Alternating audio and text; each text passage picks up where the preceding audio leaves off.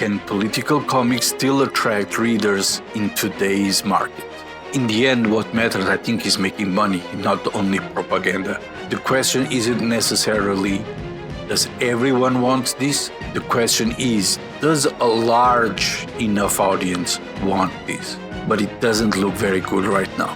And it is a tough pill to swallow. We are exactly 5 days away from the closeout of Civil Disobedience. The passion is there, but the broad baseline audience needed to clear a 25K hurdle just doesn't exist for explicitly political books on crowdfunding right now. They're sitting around 50-51%, bearing a literal miracle. This campaign is going to miss its mark. I was wrong. I was dead wrong. And you know what? I've never been happier to admit it. Welcome back to the Comics Panelist.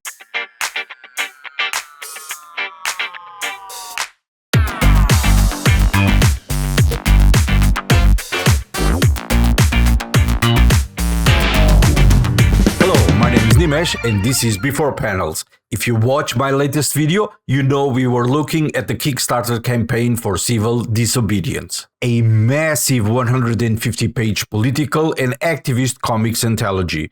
With just 5 days left on the clock, they were sitting at roughly 50% of their 25,000 goal. In Kickstarter math, that is usually a death sentence. I officially called it. I declared the project a failure. And even Tyler Tanner, the creator of the campaign, considered the video a good analysis. But the comic book community just pulled off a turnaround more dramatic than the World Cup match between Portugal and Croatia. And you know what? I think I might have accidentally helped cause it. Against all odds, Civil Disobedience didn't just crawl across the finish line. It passed it.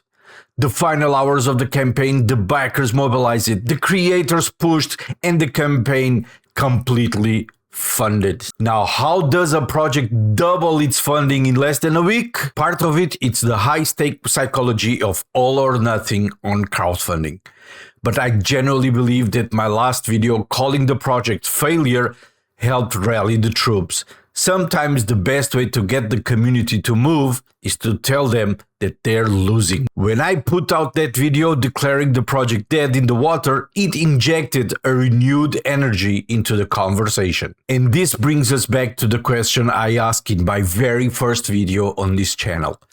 Do political comics actually sell anymore? When the campaign was stalling, it looked like the market was giving us a loud no. The conventional wisdom is that readers want pure escapism right now. But this last-minute miracle proves something entirely different. A book like Civil Disobedience, which tackles real-world resistance history and activism, isn't just a product people buy on impulse. It's a project people have to actively choose to fight for.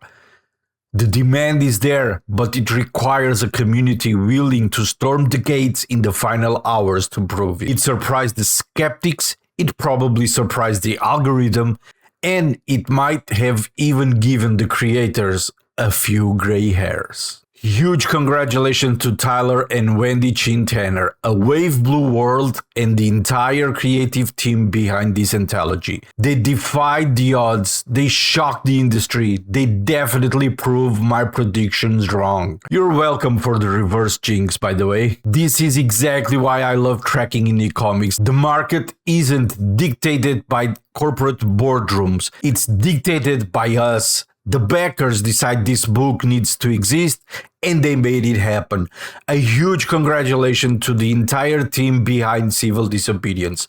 You proved me wrong, and it was a beautiful thing to watch. But what do you think? Did my last video pop up on your feed and convince you to go back the project out of spite? Do you think this last game surge is a sign of healthy indie comic scene, or just a lucky break?